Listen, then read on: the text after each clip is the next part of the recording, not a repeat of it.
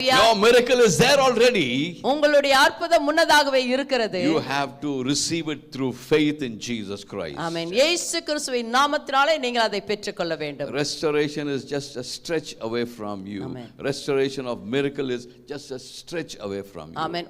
இழந்து போனது உங்களுக்கு முன்னதாகவே கை நீட்டுகிற அளவுக்கே இருக்கிறது அற்புதம். Hallelujah. Hallelujah. Hallelujah. Hallelujah. The command to obey is very simple, no? ஆமென். நீங்க இதோ கட்டளைக்கு கீழ்ப்படிவது மிகவும் சுலபமாய் இருக்கிறது. Believe in his word. இயேசு கிறிஸ்துவினுடைய வார்த்தையின் மேல் விசுவாசியுங்கள். Believe in his promises. அவருடைய வாக்குத்தத்தத்தின் மேல் விசுவாசியுங்கள். Believe that there's nothing impossible with him. கர்த்தரால் கூடாத காரியம் ஒன்றுமில்லை என்று விசுவாசியுங்கள். Stretch out your hand. உங்களுடைய கரத்தை நீட்டுங்கள். In that problem, apply the cross.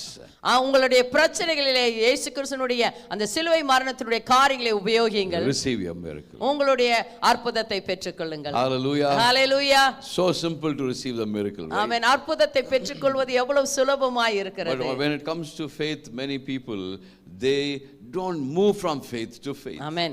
விசுவாசம் என்று வரும்போது விசுவாசத்தின் மேல் விசுவாசம் முன்னே போக கஷ்டமாக இருக்கிறது. Why? எதற்காக? We don't read the word of God. ஆமென். கர்த்தருடைய வார்த்தை நாம் வாசிப்பதில்லை. Every day when you read the word of God, கர்த்தருடைய வார்த்தை தினமும் நீங்கள் வாசிக்கும் பொழுது you move from faith to faith. நீங்கள் விசுவாசத்தின் மேல் விசுவாசம் அடைவீர்கள்.